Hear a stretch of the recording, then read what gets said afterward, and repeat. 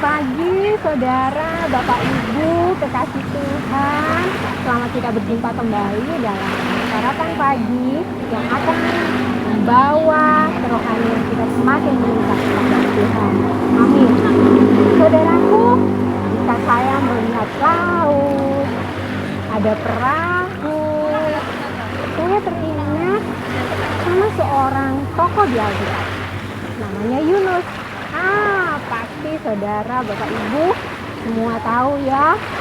Nah, saat ini saya mau sedikit berbagi untuk renungan saat ini tentang Yunus.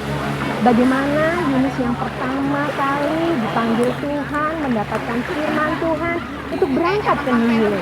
Tetapi dia tidak berangkat ke Niniwe, dia pergi ke Tarsis.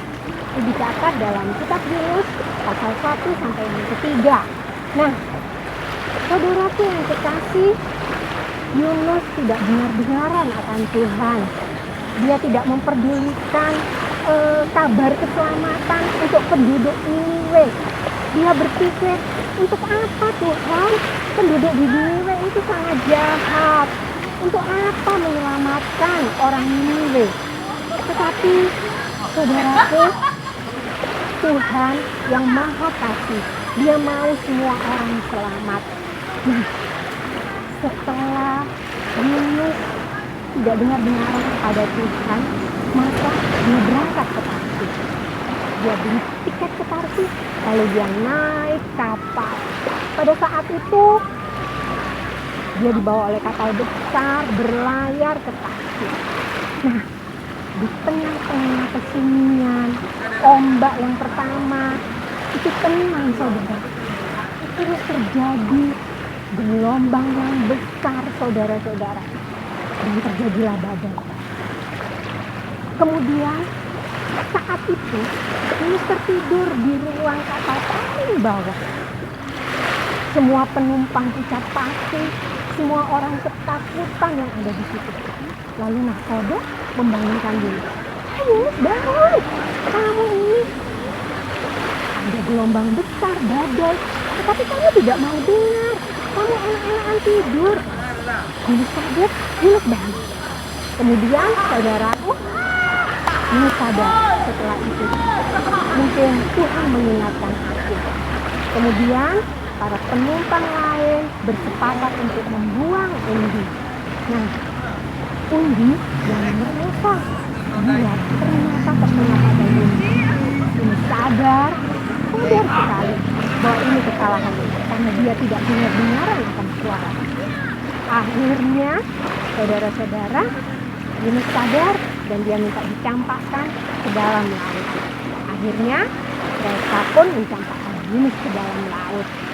Kemudian, air, badai itu menjadi tenang, saudara. Nah, saudaraku, kita tahu, kita mau belajar satu hal yang pertama saat ini, bahwa jika kita menjauh dari Tuhan, kita sudah tidak dengar-dengaran akan Tuhan, maka kerohanian kita pun akan tertidur. Seperti Yunus, dia sudah tidak dengar-dengaran, dia tidak taat. Kemudian dia rohaninya tertidur, ya. Di dalam Markus 13 ayat 36. Markus 13 ayat 36 dikatakan bahwa supaya kalau ini maksudnya dia tuan rumah ya, tiba-tiba datang, jangan kamu didapatinya tidur. Ini ada sebuah kisah bahwa tuan rumah meninggalkan rumahnya. Jangan sampai tertidur ya. Kerohanian kita jangan sampai tertidur. Nah, saudaraku, setelah Yunus dicampakkan ke dalam laut ya, saudaraku, Yunus sudah berpikir, wah, habislah aku. Sampai di sini riwayatku. Tetapi kita tahu bahwa Allah kita di dalam Yesus Kristus. Apa yang sudah direncanakan dari awal untuk kebaikan Yunus, kebaikan kita, itu pasti digenapi. Kita baca Ayub 42 ayat yang kedua. Aku tahu bahwa engkau sanggup melakukan segala sesuatu dan tidak ada rencananya yang gagal. Amin. Begitu pula dengan kehidupan Yunus.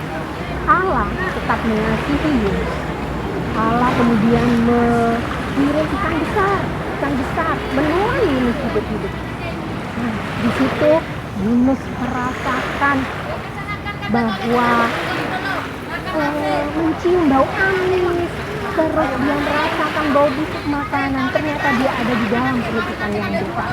Nah, saudaraku, pada saat itu Yunus sadar bahwa Allah tetap mengasihi dia, walaupun dia sudah tidak dengar-dengaran.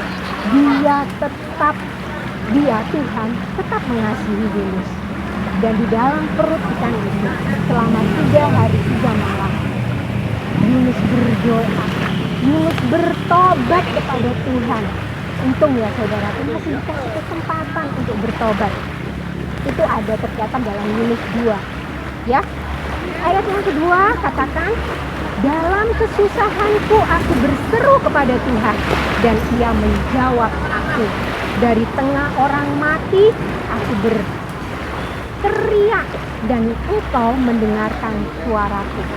Di dalam perut ikan itu Yunus bertobat, dia berseru kepada Allah.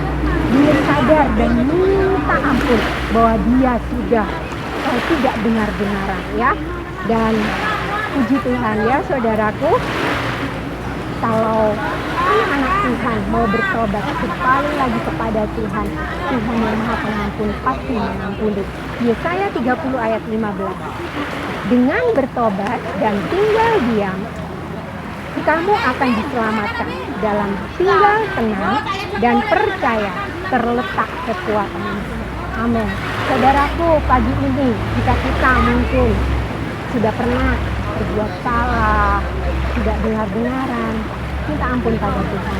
Tuhan pasti mengampuni dan dia akan tetap merancangkan yang indah dalam kehidupan kita.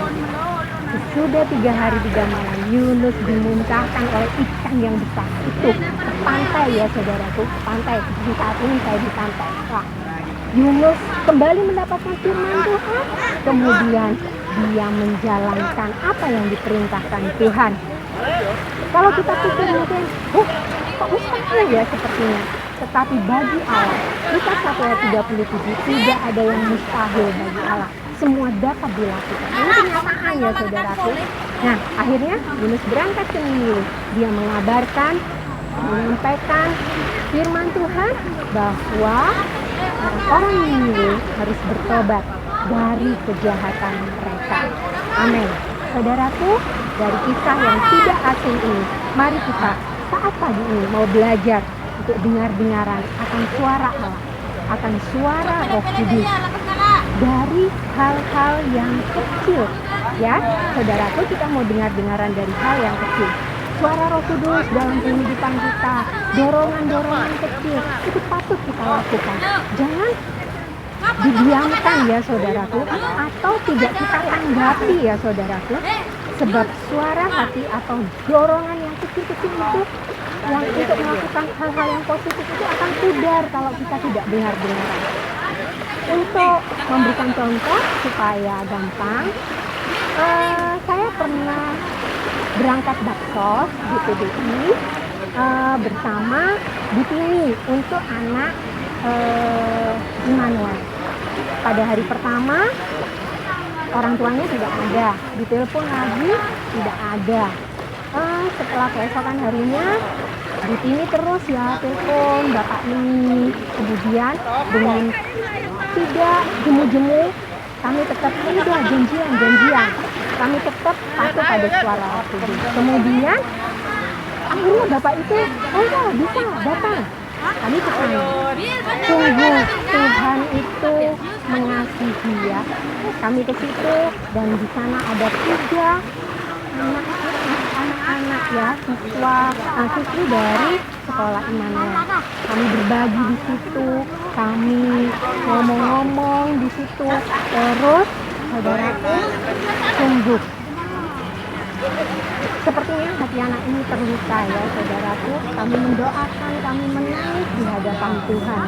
Dan sampai saat ini pun saya tetap WA dengan kakak yang tua dan saudaraku, mari kita dengar-dengaran akan dorongan dan suara Roh Kudus. Banyak orang yang membutuhkan Tuhan Yesus, membutuhkan Tuhan Yesus sebagai sumber segalanya.